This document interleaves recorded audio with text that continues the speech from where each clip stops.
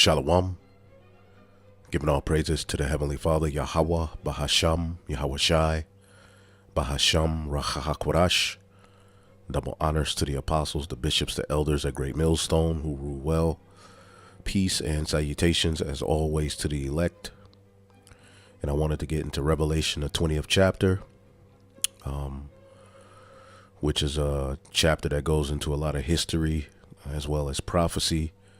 And if you read it, from chapter 1, all the way to chapter 15, it can get confusing around the fourth verse, which we'll go into.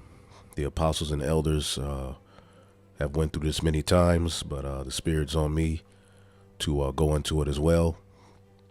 And hopefully you brothers and sisters are edified.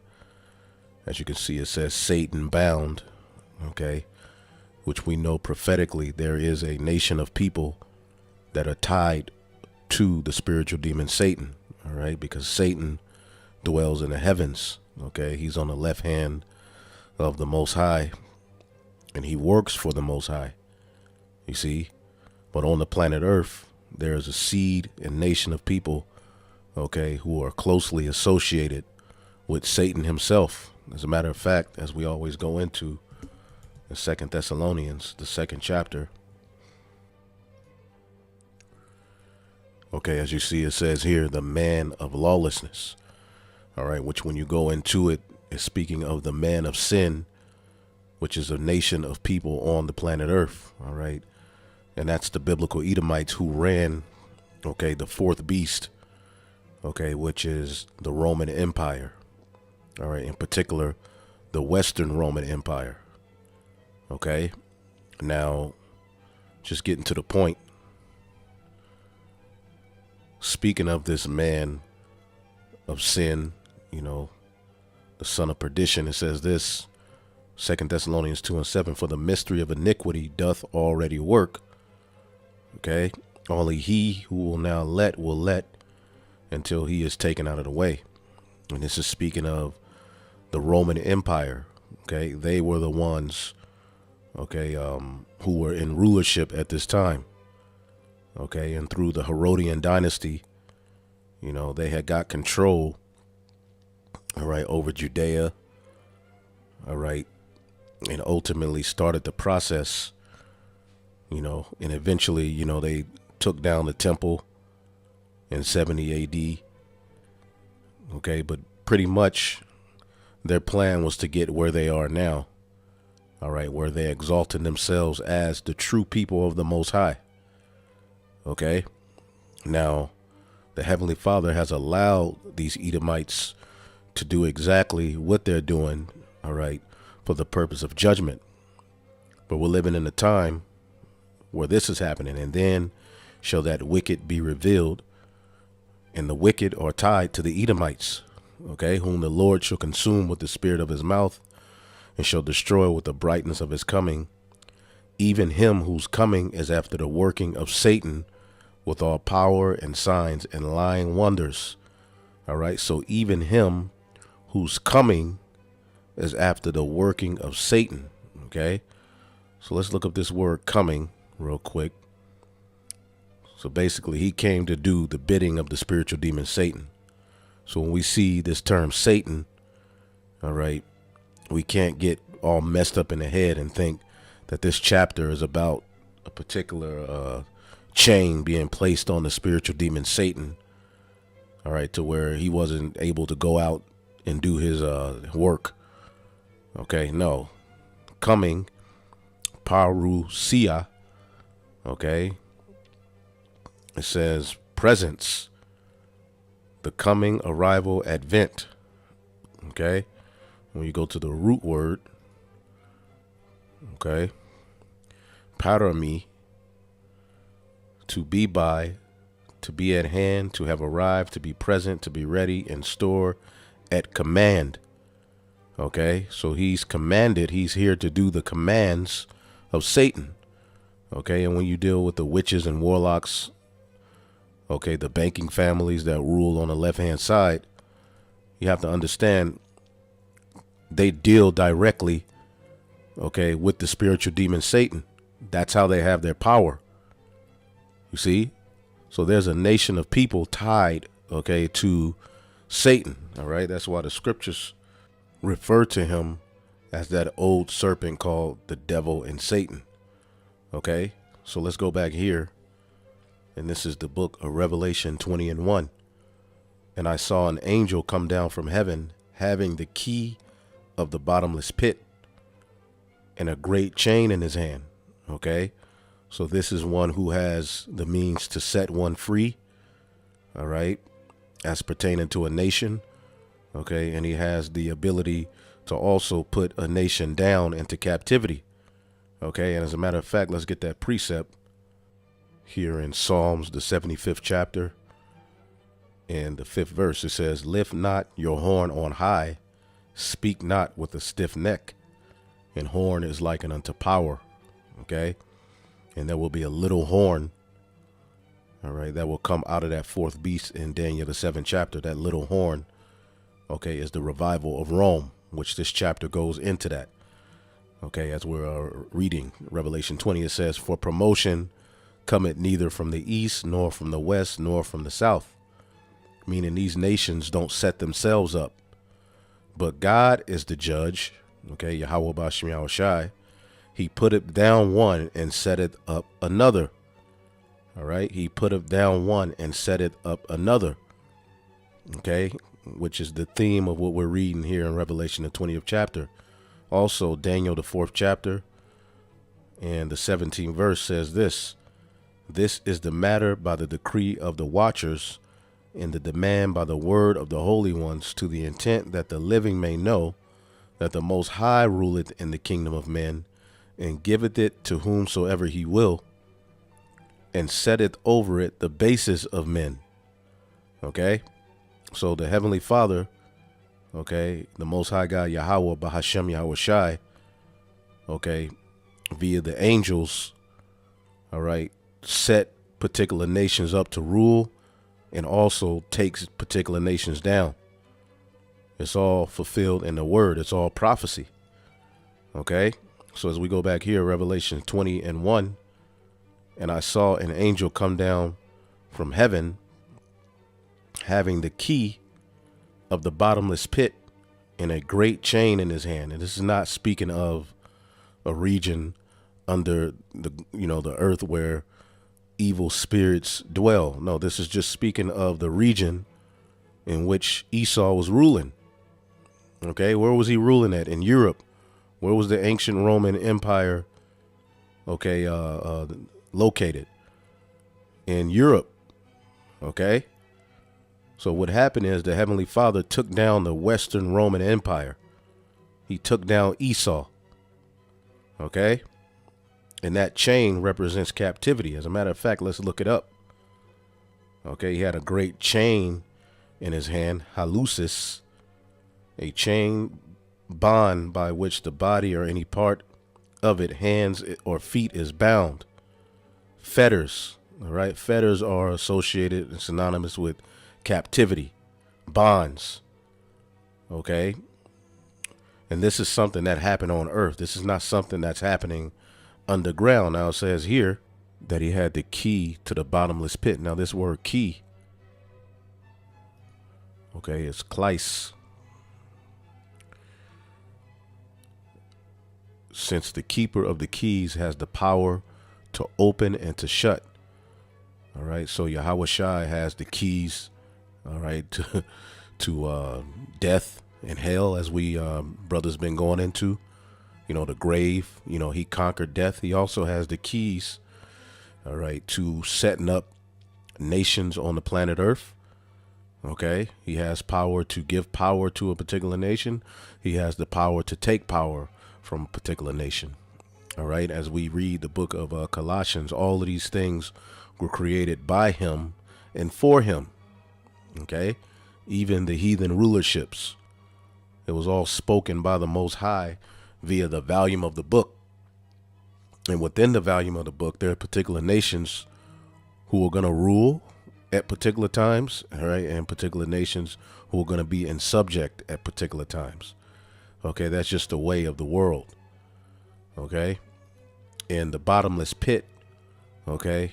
Let's get this here in 2nd Esdras 5:24. And it says, and of all the lands of the whole world that has chosen thee one pit, and of all the flowers thereof one lily. Okay, so the pit is speaking of Jerusalem, but it's letting you know that a pit can be somewhere on the earth. Okay, it's not this place where demons, okay, and evil spirits are dwelling. Okay, where's that in the scriptures? It's not in there. That's a cunningly devised fable. Okay. So as you read verse 2, and he laid hold, he who had this chain laid hold on the dragon, you see, that old serpent, which is called the devil and Satan, and bound him 1,000 years. Okay. So there's no prophecy of Satan himself actually being bound for a period of 1,000 years. That's not what this is talking about. First off, let's find out who this dragon is. Let's get the book of Revelation, the 12th chapter, and we'll start at 1. It says, and there appeared a great wonder in heaven, and a woman clothed with the sun and moon under her feet, and upon her head a crown of 12 stars. Okay, and that woman represents Israel. Israel is that woman. Jeremiah 6:2, I have likened the daughter of Zion to a comely and delicate woman. And when you follow the theme of the Bible, Israel is always likened unto a woman. Okay. And she, being with child, cried, travailing in birth and pain to be delivered. And around this time, the Israelites were looking for a savior. Okay. The Jews were looking for a savior. Judah, Benjamin, and Levi were the ones, all right, who were particularly, you did have a few of the other tribes scattered in particular regions, but Judah, Benjamin, and Levi, you know, from the Babylonian captivity, okay, had stayed in Jerusalem. You see, the other tribes left the Assyrian captivity and came over to the Americas. So at this time, Jake was heavily taxed, okay, and under the jurisdiction of the Romans. They were vassals. They were subordinate and subject to the Roman Empire. This is why you had the zealots fighting, all right, to uproot themselves from under that Roman authority. So they were crying to be delivered. Okay, and then you have the red dragon, Satan, and there appeared another wonder in heaven. And behold, a great red dragon having 7 heads and 10 horns, and 7 crowns upon his heads. Okay, and we know the 7 heads represents his major empires, starting with the Greeks, the Romans, Germania Major, Germania Minor, the Spanish, the French, and the British. And America, Babylon the Great, came out of British, and that's broken down in Revelation, the 17th chapter. Okay, the 8th is of the 7th. Now, verse 4 says, in his tail, okay, this great red dragon, and we know Esau, Edom is synonymous with red. Okay, he was red all over when he was born. Okay, the scarlet colored beast, the beast system is scarlet. That's a derivative of red. Okay, the red horse in Revelation, the 6th chapter, that took peace away from the earth, had a great sword. That's Esau. Okay, and we know Rome, the dragon, gave him his seat, all right, which he seeks to continue into the earth unto this time. So his tail drew down the 3rd part of the stars of heaven. The stars of heaven are the 12 tribes of Israel. The 3rd part of the stars of heaven are Judah, Benjamin, and Levi, okay, who remained. Primarily, you had other tribes scattered, you know, in particular other regions and around, but the primary tribes were Judah, Benjamin, and Levi, and they were taken down. They were in captive, okay, to the Romans, which is what Daniel, the 7th chapter, prophesied. Let's get that real quick. Daniel, the 7th chapter, prophesied, okay, of the 4th beast. Okay. That's the red dragon. And the Edomites ran this beast. Okay. So as we keep reading, let's go back to Revelation 12. And his tail drew the third part of the stars of heaven and did cast them to the earth. And the dragon stood before the woman, which was ready to be delivered for to devour her child as soon as it was born. Okay. And all we have to do is go into the Bible. I believe it's in the book of Mark or Matthew 2 and 3. And when King Herod had heard these things, he was troubled, and all Jerusalem with him. And when he had gathered all the chief priests and scribes and of the people together, he demanded of them when the Messiah should be born. Okay. And they said unto him, in Bethlehem of Judea, for thus is written by the prophet. Okay. So as you keep reading, okay, Herod pretty much was putting all of the male children of Israel to death because he was trying to cut off the blessing of the Messiah. Okay. Let's see here.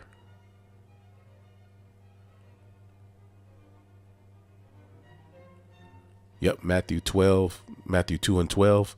And being warned of God in a dream that they should not return to Herod, they departed into their own country another way.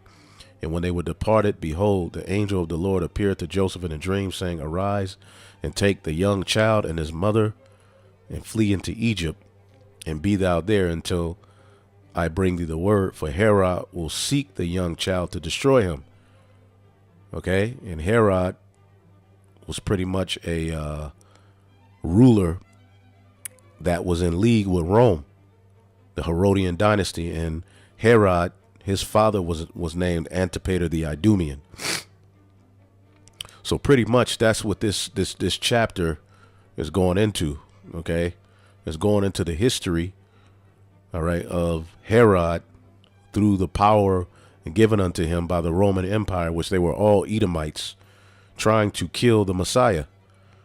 All right, trying to murder the male child that was born unto Mary and Joseph, or Joseph and Mary. Okay, but as we can see, the angel told Joseph to take his child along with his wife. All right, that's proof that it's his child. What man would take the risk, all right, of a child that's not his, okay, and pretty much risking fleeing out of his hometown into Egypt? No, that was Joseph's child, man. But that's a whole nother lesson for a whole nother time. Okay. So let's read it again. Revelation 12 and 4. And his tail drew the third part of the stars of heaven and did cast him to the earth. And the dragon stood before the woman, which was ready to be delivered for to devour her child as soon as it was born. And she brought forth a man child who was to rule all nations with a rod of iron. And her child was caught up to God and to his throne, because eventually Yahushua grew up. All right. He offered himself up as a sacrifice. All right. He was put in the grave, and he rose. He conquered death, and he eventually went back to the Father. Okay. Now let's go back to Revelation 20. All right. So we see that the red dragon is synonymous with the Roman Empire, the Roman authority. Okay. So going here, let's read it again. Revelation 20 and 2. And he laid hold on the dragon, that old serpent, which is called the devil and Satan, and bound him 1,000 years. Okay. So this is speaking of what happened to the Edomites. Okay. After the fall of the Western Roman Empire, it led to what people call the Dark Ages. Okay. And all you have to do is look it up. Okay. How long was the Byzantine Empire or the Dark Ages? Okay. Some people say 1,100 years. Okay. The Byzantine Empire, also known as the Eastern Roman Empire, lasted for over 1,100 years. Okay. Some people say 1,000 years. As a matter of fact, here's a video that I did on the subject, a while back, and you have 1,000 years. Okay. How long did the Byzantine Empire last? 1,000 years. So it's right on line with prophecy. And in this video, I kind of go into, particular icons, the Moors and, different Jakes who were ruling at the time. Okay. And I also have another video where I go into it. So I'll load these as well, a few of these as well, but, I go into more of the icons and stuff, because during this 1,000-year period, okay, there was a lot of so-called Negro art.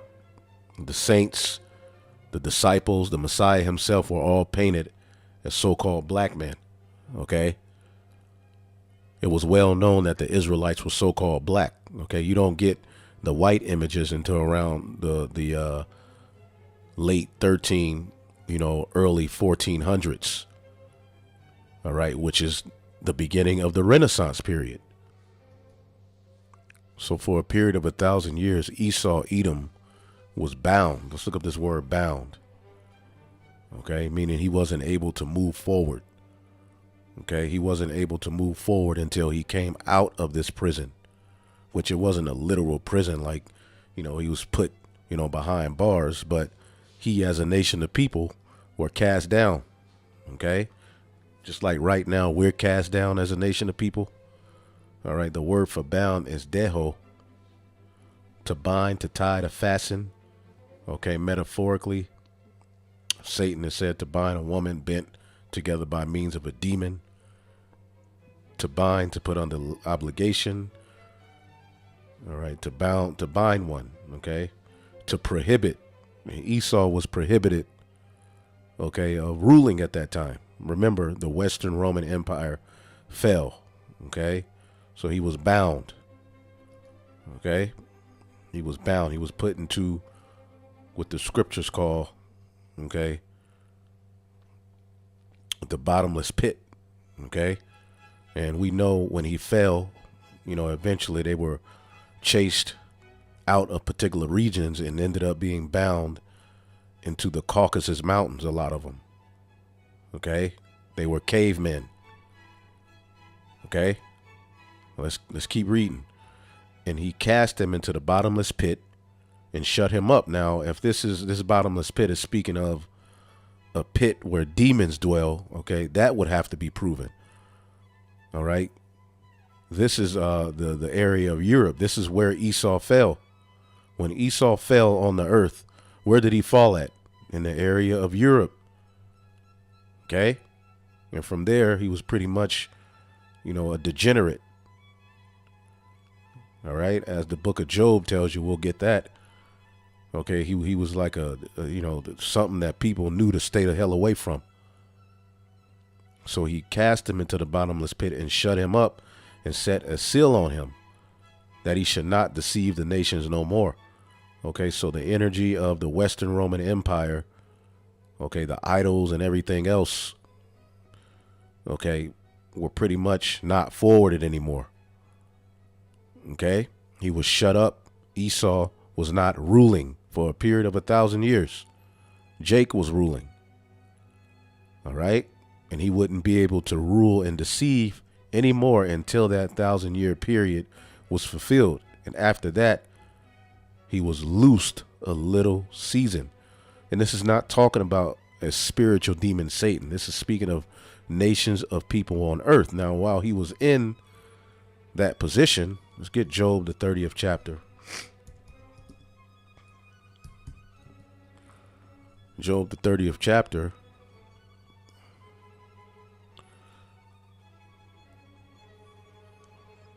Spoke of this in a prophecy. Job 30:1. But now they that are younger than I have me in derision, whose fathers I would have disdained to have set with the dogs of my flock. Okay, here it is. I'm in a low estate. But these bastards who I wouldn't even leave with my dogs are now ruling over me. Yea, whereto might the strength of their hands profit me, whom in old age was perished. From want and famine they were solitary, fleeing into the wilderness, okay, because they were chased out of particular regions, okay, and eventually a lot of them ended up, okay, in the area of Russia, okay, which when you deal with the bottomless pit, you know, Europe, okay, they lack a lot of resources, okay, as a matter of fact, okay, Europe lacks natural resources. Europe has limited deposits of oil and natural gas, which are drilled for energy and fuel. Russia has some of the largest oil deposits of the planet. Okay, this is why a lot of these EU countries rely on Russia, you know, for their oil deposits. Okay, but it's a lack of minerals and resources in the area of Europe as well. All right, which is why they suck a lot of the resources from these other different nations. Okay, so that's another reason you can call it a bottomless pit. All right, but ultimately it's a region in the earth where Esau was taken down. Okay, so it says this here, Job 30:3, from want and famine they were solitary, fleeing into the wilderness in former time, desolate and waste. They were desolate and waste, who cut up mallows by the bushes and juniper roots for their meat. Okay, cavemen. They were driven forth from among men. They cried after them as a thief. Okay, it was not cool to be an Edomite in that time. Okay, you were looked at as a villain, a problem. To dwell in the cliffs of the valleys, in the caves of the earth, and in the rocks. Okay, among the bushes they brayed. Ooga ooga, under the nettles they were gathered together. They were children of fools, yea, children of base men. They were valid in the earth. Okay, and now I am their song, yea, I am their byword. Now they're ruling over us. They abhor me, they flee far from me, and spared not to spit in my face. Because he have loosed my cord and afflicted me, they have also let loose the bridle before me. So this is a prophecy of Esau, Edom, when they were in that caveman state. And they did spit in our faces. Okay, we are their byword. All right, but we have to remember, this is the most vile and low people on the planet Earth. All right, the only reason they have what they have is due to biblical prophecy. So Revelation 20:3, and cast him into the bottomless pit, and shut him up, and set a seal upon him, that he should deceive the nations no more, till the 1,000 years should be fulfilled, and after that he must be loosed a little season. Okay, now with this chapter, verse 4-6, okay, brings up a different 1,000-year period dealing with the kingdom of heaven. Okay, it jumps from, all right, some history, all right, to a prophecy of the kingdom of heaven. Revelation 20:4, and I saw thrones as they sat upon them, and judgment was given to them. And I saw the souls of them that were beheaded for the witness of Yahushua and for the word of the Most High, which had not worshipped the beast, neither his image, neither had received his mark upon their foreheads or in their hands. And they lived and reigned with Hamashiach 1,000 years. This is what the Bible calls the first dominion. Okay, Micah, the 4th chapter and the 8th verse, talks about the first dominion, where Yahushua and the first fruit spirits will reign on earth. Okay, setting up the throne of David, all right, and going throughout the four corners of the earth, taking down these heathen. Okay, setting up that authority. But the rest of the dead live not again until the 1,000 years were finished. This is the first resurrection. All right, the rest of the dead is speaking of the heathen nations, because During this 1,000-year period, the heathen will be in a hardcore captivity. Okay? Because you got to realize these heathen have been ruling all of these years. So for the kingdom of heaven to come into place, the throne of David, okay, there's going to be rules and regulations. Okay, and we know the elites of these heathen are going to flee into the bunkers. But once New Jerusalem comes down from heaven, the purpose is to set up order. Okay, and this is not talking about, after 1,000 years, then, pretty much the kingdom is going to fall and then the heathen are going to rule again. No. As a matter of fact, when you get the book of Daniel, the second chapter, Daniel, the second chapter tells you this.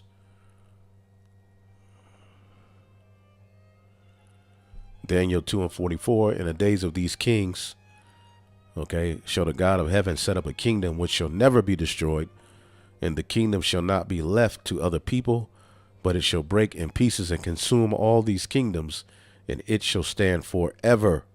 It shall stand forever. It's an everlasting kingdom. This kingdom will never fall. Okay? It's an everlasting kingdom.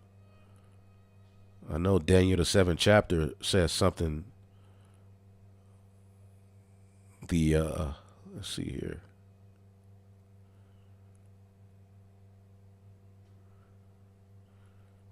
Let's see here. Daniel 7:14.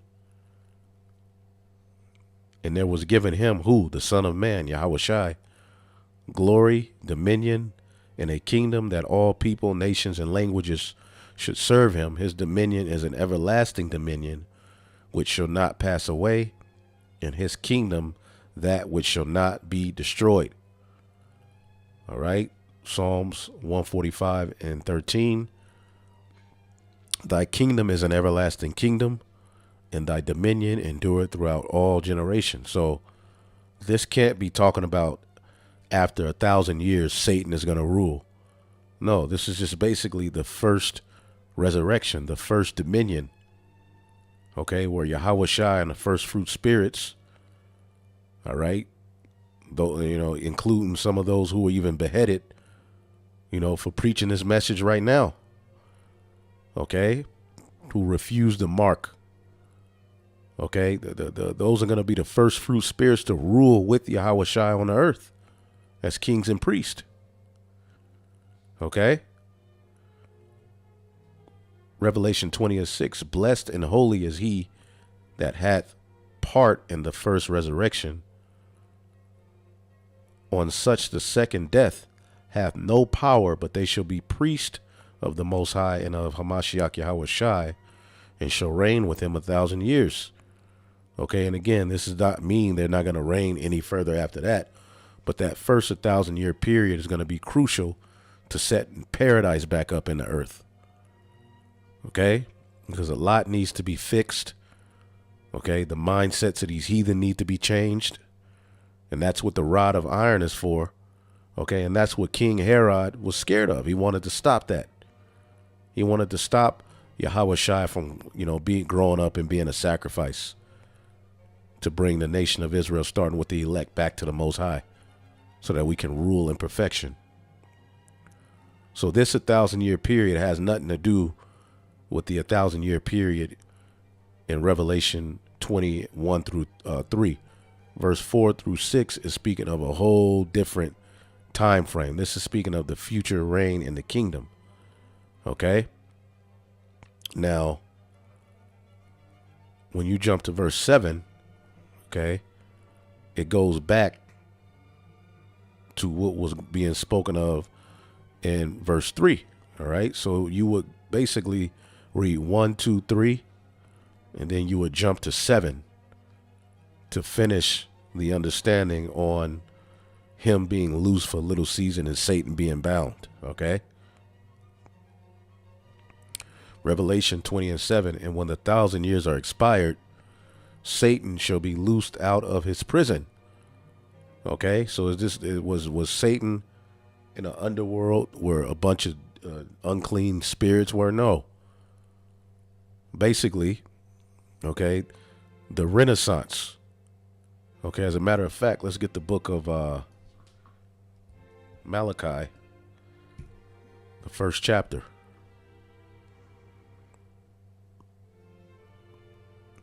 In the third verse it says, "And I hated Esau and laid his mountains and his heritage waste for the dragons of the wilderness." And that's going to be the end result of you devils. Your heritage, Babylon the Great, is going to be laid waste. Your power structure is going to be laid waste for the dragons of the wilderness. Whereas Edom said, we are impoverished, and they were impoverished. Okay. It happened many times where they were down and, kind of rose up. But the greatest time being after that 1,000-year period, after the Western Roman Empire fell. Okay. We are impoverished, but we will return and build the desolate places. Okay. Thus saith the Lord of hosts, they shall build, but I will throw down, and they shall call them the border of wickedness, and the people against whom the Lord have indignation forever. There you go. Okay, so they said we will return. Okay, when 1,000 years are expired. Okay, the word return, shawab, to return, to come or go back, to turn back, to restore.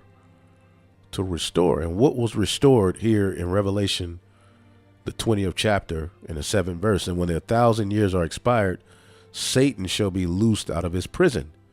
That is the Renaissance period. Okay, this is the deadly wound being healed.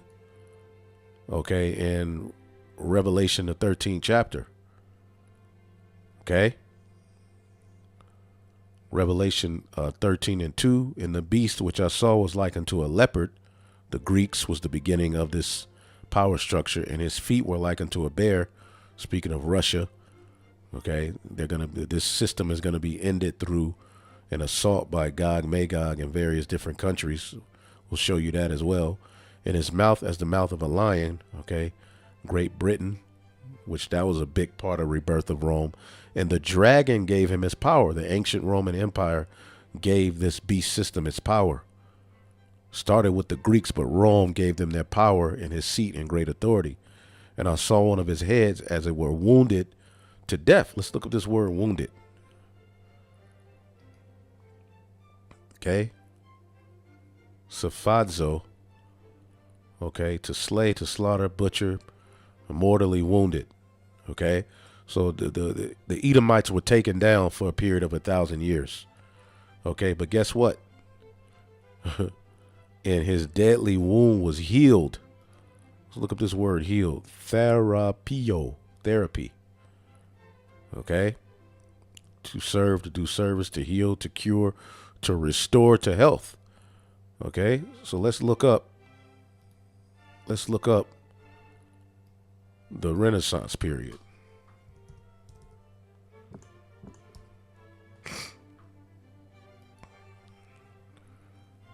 The Renaissance was a fervent period in European cultural, artistic, political, and economic rebirth following the Middle Ages. Okay, generally described as taking place from the 14th to the 17th century. The Renaissance promoted the rediscovered classical philosophy, literature, and art. And what is the classical philosophy? The Roman Empire. That's where the classics go back to. Okay. And that family, the Borgias, eventually came into play as well. Okay. Where you get Caesar Borgia. See if we can just type in Rome and see if this article will just say anything about Rome. Okay.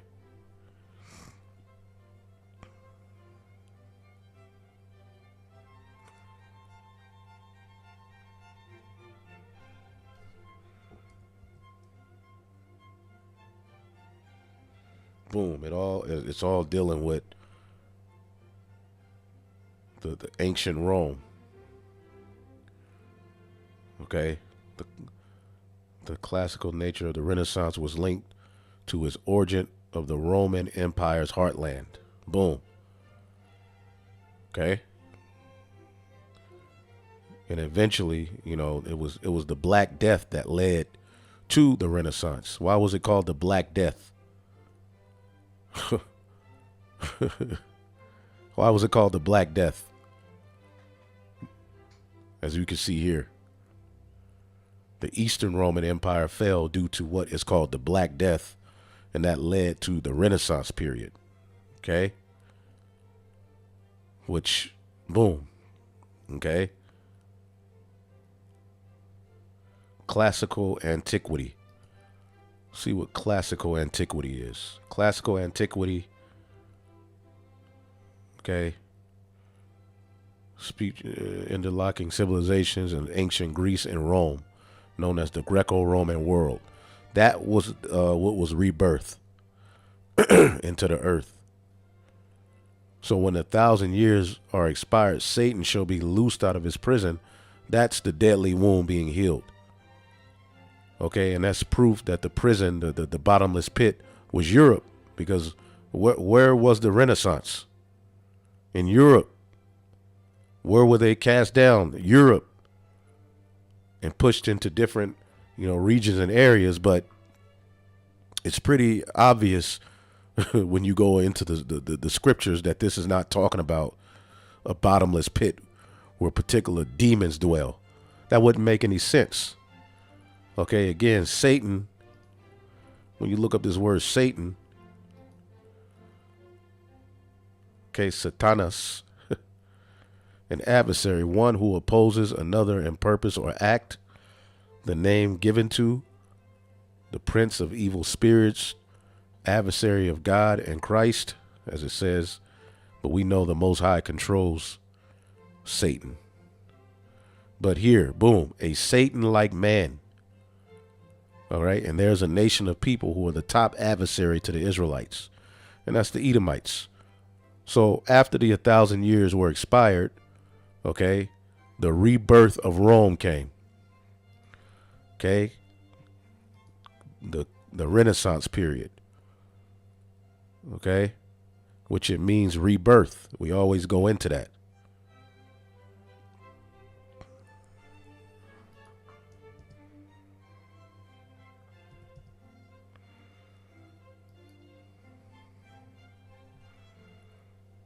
Okay. The revival Renaissance, the revival of art and literature under the influence of classical models of the 14th and 16th centuries. All right. A revival or renewed interest in something. Okay. And that's where they started to paint, over the dark images. Okay. And create all of this art. Okay, that would become popular into the modern world we know. Okay. But before that, you had what is known as the Dark Ages. Okay. The Dark Ages.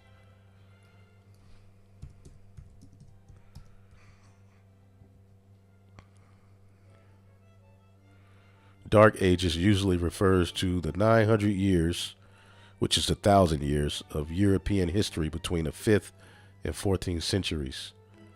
Have you heard that this was a period of stalled advancements in science or culture? So basically, what Esau will teach you in his school systems is that for 1,000 years, nothing advanced.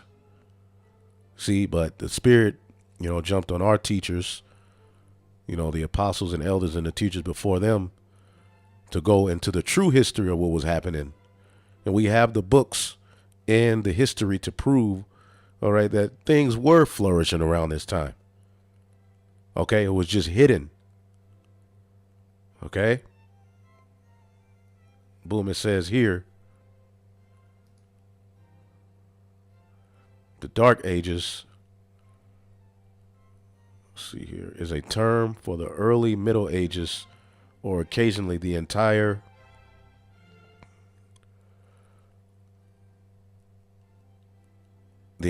Middle Ages in Western Europe after the fall of the Western Roman Empire.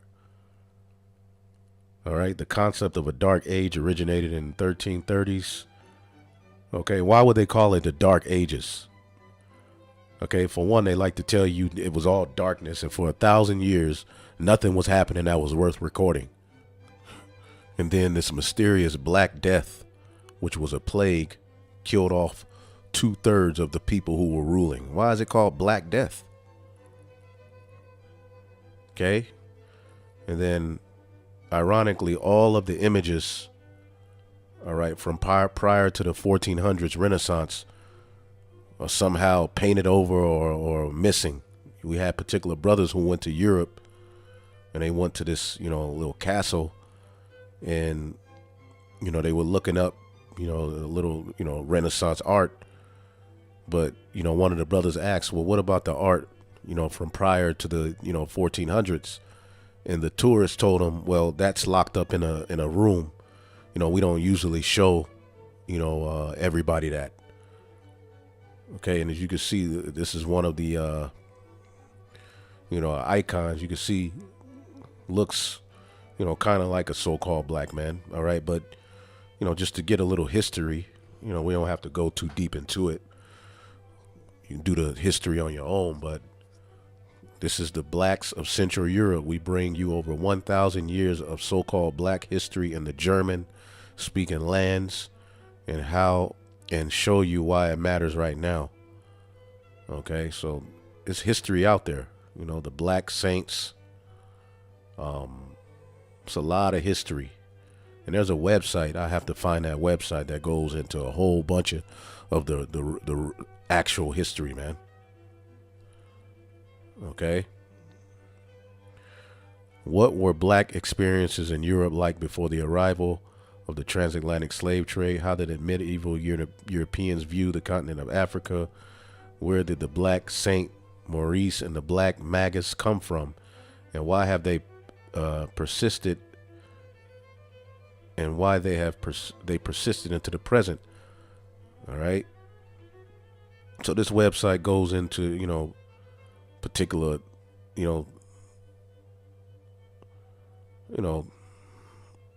art, 8 stunning images of people in medieval Europe. Okay. But it's all hidden. Why? Because, again, the scripture said the earth is given into the hands of the wicked, and they covered the faces of the judges thereof. If not, where is and who is he? So they not only, painted over the dark images and destroyed a lot of the art, but they set up a whole wicked system into the earth. Okay, Othello. Okay, a Moorish general. Now, when you look up Othello, okay, if you just type in Othello, you're gonna think he's a so-called white man. Hell, what's this guy's name? Casanova. If you look up Casanova, you're gonna see a picture of a white man, but all of his friends describe him as having a dark African tint. Okay, so these devils have lied about a whole hell of a lot. Okay, but the Sybil, all right. I mean, and it's a whole bunch of history to look up, but just know we ruled, all right, in Europe, in these regions, man. And it's well known, okay? The black kings and queens that ruled Europe for almost 700 years. The Moors. I mean, you can look it all up, but yeah, so-called blacks ruled. Okay, and it's not just the Moors, which were Negroes who got into Islam. All right, who were the blacks that ruled the Dark Ages? History confirms that the Moors ruled Europe, primarily Spain and Portugal, for almost 700 years. All right, but it went deeper than that. Okay, and Esau hid this history from you Israelites, but now that we're telling him he's going into captivity, okay, some of them are bringing it up. Well, you had us in slavery as the Moors. Well, wait a minute, you never taught that in school. That's never been though. Where'd you get that at? But again, there's various sites that go into the history, but for the purpose of the lesson, we're just going to move on. Okay, so let's read this again. Revelation 20:7. And when the 1,000 years were expired, Satan shall be loosed out of his prison. Let's look up this word loosed.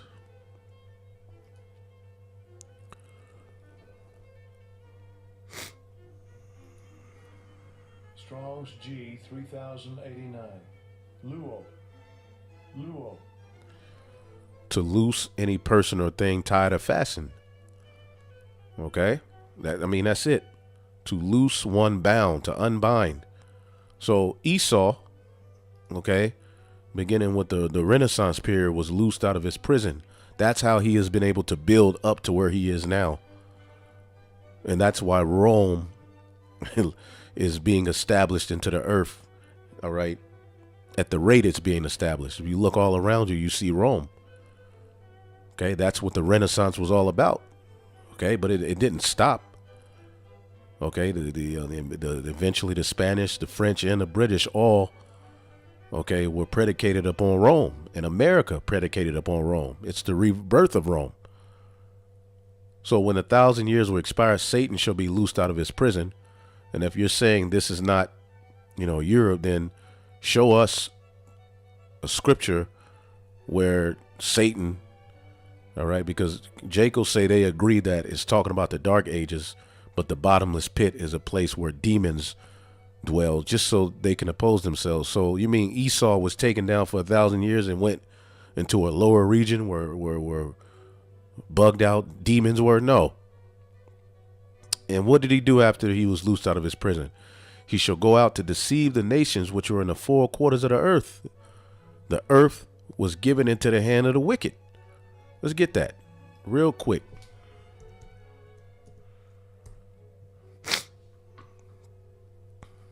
Job 9:24. The earth is given into the hand of the wicked. He covered the faces of the judges thereof. If not, where and who is he? And he literally covered the faces of the true judges of the earth, the Israelites. Okay, he did it, all right, by painting over those images, which you call iconoclasm. Okay, and he did it, all right, with this wicked system he set up.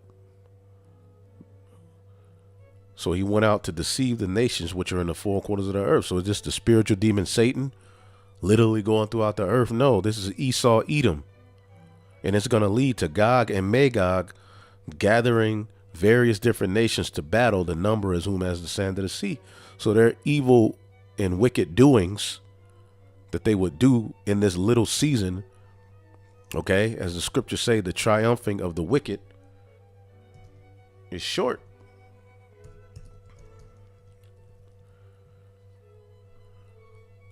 This is his little season. Job 20:5. That the triumphing of the wicked is short, and that the joy of the hypocrite before a moment. Okay, so they've been able to triumph up to this moment. Okay, but this is that little season spoken of in the third verse. He would be loosed a little season. From the Renaissance until now is that little season. Okay, and boy, look what he's done. Okay, he went throughout the four corners of the earth, starting wars, lying, destroying, nations, uprooting governments, to the point where it's now led to Gog and Magog gathering all of these various different nations to prepare for war. Okay, and they're going to strike Babylon and Israel and utterly destroy them. Israel will be rebuilt. Okay, but Babylon is going to be destroyed forever and ever and ever in a monument of rebellion. Verse 9, and they went up on the breadth of the earth and compassed the camp of the saints about, and the beloved city, which is Israel, the elect. Okay, there's going to be a point where they come after the elect. Okay, the beloved city is Jerusalem. Jerusalem is a people before it's a place. This is how we're able to keep the Passover while not being in Jerusalem, because wherever the elect are, that connection from on high dwells with them. That's the beloved city. Okay, and there's going to be a point in prophecy, okay, where these devils come after us. Okay, and what does the scripture say? When an enemy comes in like a flood,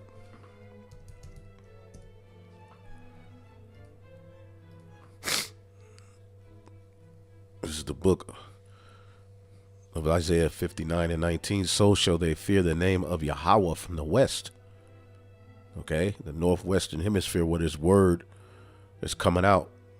Okay, in his glory from the rising of the sun, when the enemy shall come in like a flood, the spirit of Yahweh shall lift up a standard against him. Okay, so we know also according to Revelation, the 12th chapter, I believe, let's see here.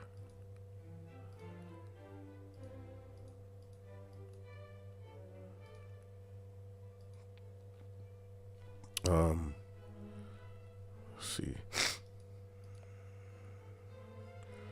Let's just get it. Revelation 12. They're going to come after the elect. The dragon, right? Revelation 12:17. And the dragon was wroth with the woman. This dragon is who the Bible calls Satan, the nation of people. The Edomites, the ones who ran the Western Roman Empire, run the revival of Rome. And they're going to be angry with the woman and go to make war with the remnant of her seed, which keep the commandments of God and have the testimony of Yahweh Shai HaMashiach. Okay? So he's going to, get to a point to where we are now, where war is going to issue forth. All right? Before that, we know they're going to try to get that charagma and all of these various different things going. But they're going to come up and try to come and get the elect. All right, let's read this again. And they went up on the breadth of the earth and compassed the camp of the saints about in the beloved city. All right, the Israelites. Okay, a people before it's a place. And fire came down from God out of heaven and devoured them. All right, so we're going to be in a position of difficulty and the Lord is going to work a miracle. Okay, fire is going to come down and devour them. And the devil that deceived them, okay, was cast into the lake of fire and brimstone, okay, where the beast and the false prophet are, and shall be tormented night and day forever and ever, all right?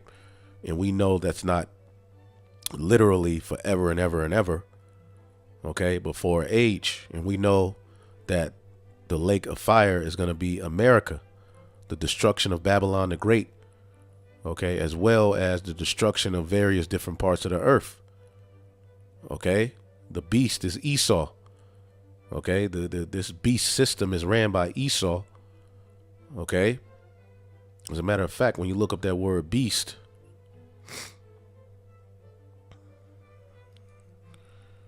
it's therion, metaphorically a brutal, bestial man, savage, ferocious. Okay,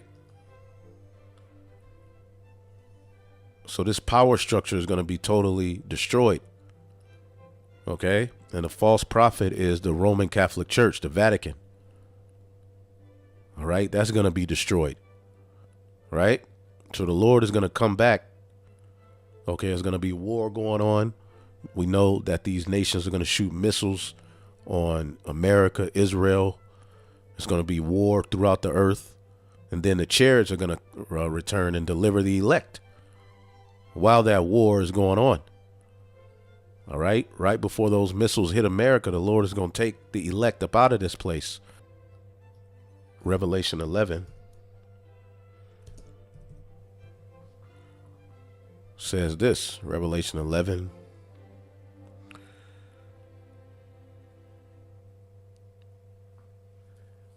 And 11. And after 3 days and a half, the spirit of life from the Most High entered into them. Okay. And that's around the, the 60s. The 3 days and a half, 350 years from around 1619 to around the 60s, where the Lord gave us the Holy Spirit. Okay. And they stood up on their feet and great fear fell on them, which saw them, which is going to lead to the dragon attacking. We're out preaching and great fear is on them, but eventually they're going to attack. They're going to come. And they heard a great voice from heaven saying unto them, come up hither. And they ascended up to heaven in a cloud, the chariot, and their enemies beheld them. And in the same hour there was a great earthquake, and the 10th part of the city fell. Babylon, and the earthquake were slain of men 7,000, a complete number of people, and the remnant were affrighted and gave glory, all right, to the Most High God of heaven. The second war is past, and behold, the third woe come quickly, and that's World War III. Okay, so boom, that great earthquake is going to come from destruction. Okay, so going back to Revelation 20,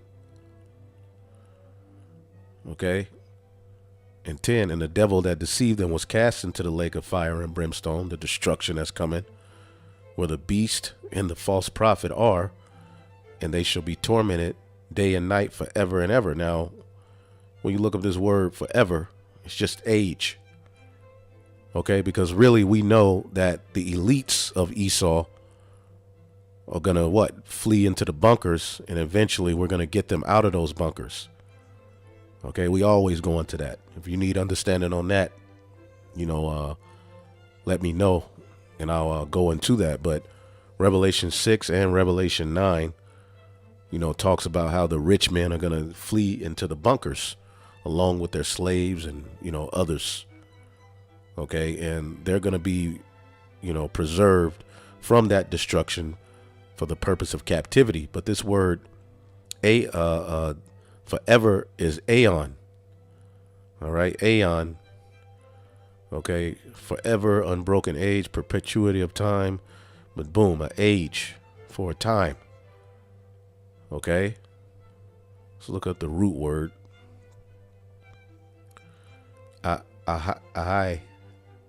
I perpetually, incessantly, invariably, at any and every time, when according to the circumstances of something is or ought be done again.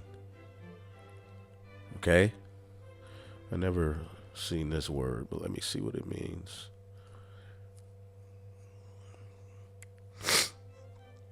So it's just an age. All right, nobody's going to be tormented and burned forever, not even the Edomites. Okay, how are they going to be in captivity? All right, if they're burning forever? It doesn't make any sense. Without interruption, constantly. And they are going to be put in a hellish condition on earth. Okay, but we know they're not going to be tormented day and night forever and ever and ever and ever and ever. Even the Edomites have an end to their, captivity. All right. And then it says judgment and the throne of God. And I saw a great white throne and him that sat on it, from whose face the earth and heaven fled away, and there was found no place for them. Now, as a matter of fact, let's just get Revelation 6. Okay, because that white horse is talking about Yahweh Shai coming on that chariot. Okay, Revelation 6:2, and I saw and behold a white horse, and he that sat on him had a bow, and a crown was given him, and he went forth conquering and to conquer. And this is what Yahweh Shai is going to come do. Okay, he's going to come to conquer and take down these various different nations. Okay, now when he does that, Revelation 6:14, and heaven departed as a scroll. That's the destruction when it is rolled together, and every mountain and island were moved out of their places. And the kings of the earth, and the great men, and the rich men, and the chief captains, and the mighty men, and every bondman and every free man hid themselves in the dens and in the rocks of the mountains, and said to the mountains and rocks, fall on us, hide us from the face of him that sitteth on the throne, and from the wrath of the Lamb. For the day of his great wrath is come, and who shall be able to stand? Okay, also Revelation 14, or Revelation 19, talks about that white throne, but it describes it as a white horse. Revelation 19:11, and I saw heaven open, and behold a white horse symbolic of power, and he that sat on him was called faithful and true, and in righteousness doth he judge and make war. I believe it's also in Revelation 14. Let's get that real quick. See if we can find that. I believe.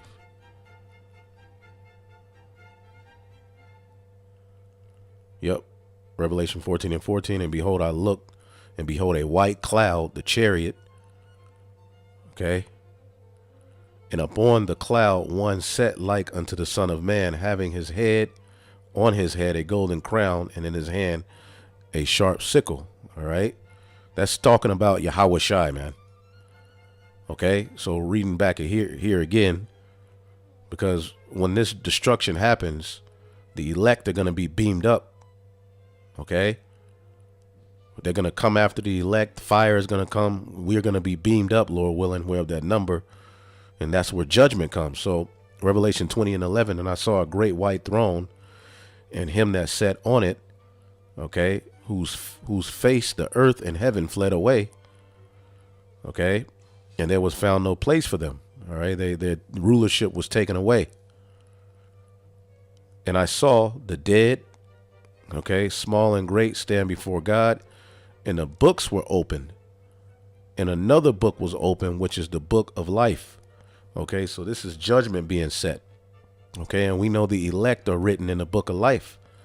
All right, those who aren't written in the book of life are going to suffer destruction. Okay, pretty much the book of life entails the deliverance of the elect whose names are written in the book of life. All right, as a matter of fact, let's just type in book of life. See if there's any other scriptures on it. Okay, let's see here.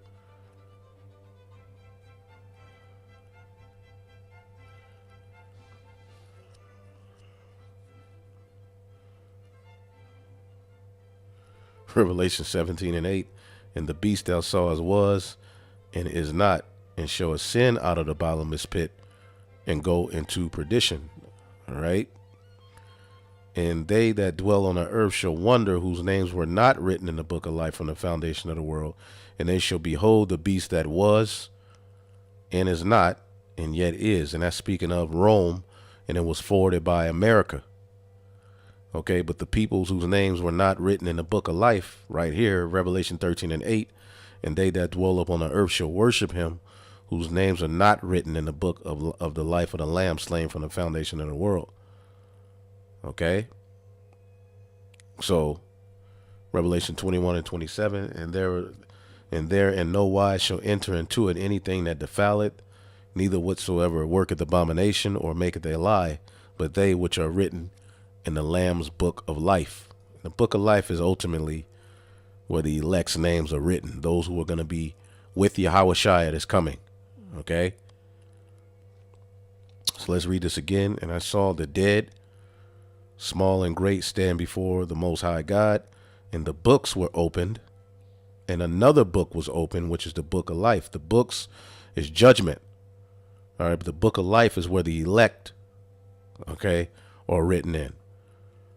And the dead were judged out of those things which were written in the books according to their works. Okay, and the scriptures say we must all stand. Forget how it's written. I know it's in Corinthians. Let's see. We must all. 2 Corinthians 5 and 10, for we must all appear before the judgment seat of Hamashiach, that everyone may receive the things done in his body according to that he have done, whether it be good or bad. There you go. Also, Revelation 11.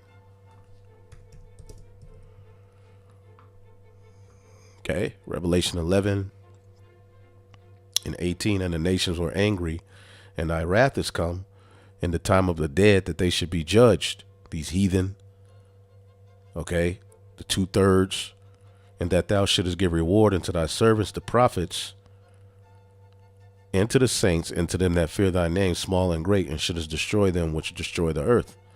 Take down Esau. Esau is the end of the world.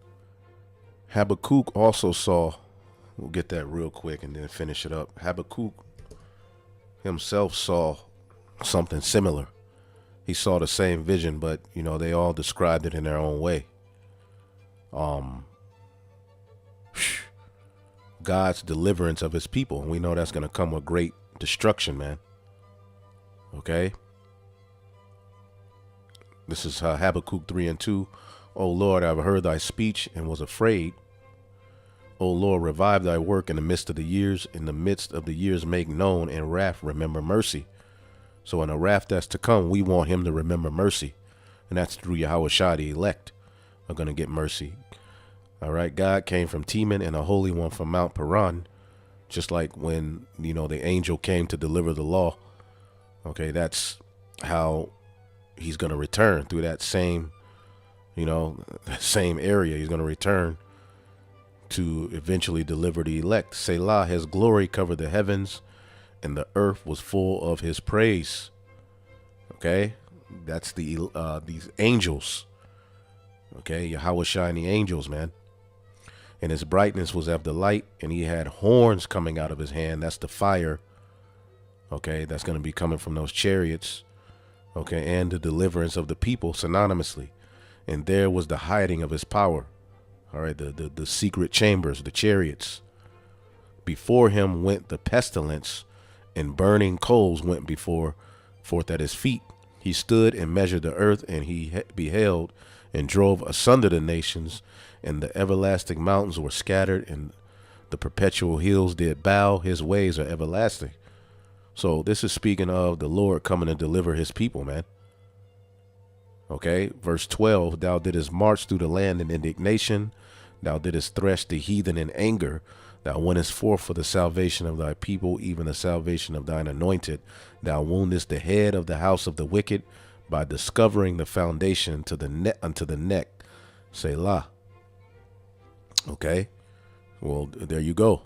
Okay, so finishing off Revelation 20:13, and the sea gave up the dead which were in it, and death and hell delivered up the dead which were in them. And they were judged, every man according to their works. Okay, so at this time, there's going to be people literally being raised from the dead, either for deliverance or for destruction. Okay, and when Yahushua was crucified, people came out of their graves.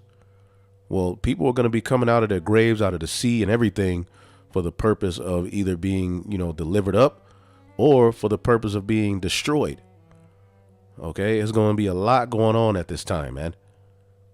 Okay, and death and hell, all right, which is this condition on earth, okay, were cast into the lake of fire. How in the hell are you going to cast hell, if it's a burning place, into the lake of fire? Okay, this is the second death. The first death was fire. The first death was water. The second death is fire. Okay, the first death was the flood. The second death is going to be the destruction.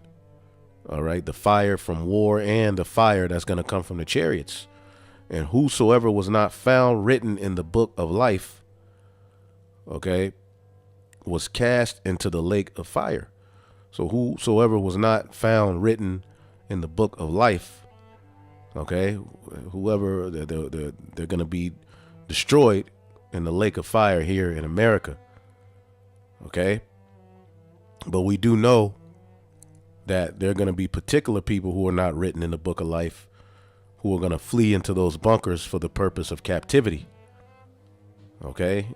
And if there's any Israelites, still around the world, the scriptures talks about how the rebels are going to be purged out. All right. But when Yahushua returns, he's returning to deliver those who are written in the book of life. Okay. And we know the 2/3, okay, die here in Babylon. The 2/3 are here in America. Okay. And the elect are going to be delivered from not only Babylon, but from the four corners of the earth, wherever we be scattered, man. So that was Revelation 20. Hopefully I will edify on to the next. Shalom.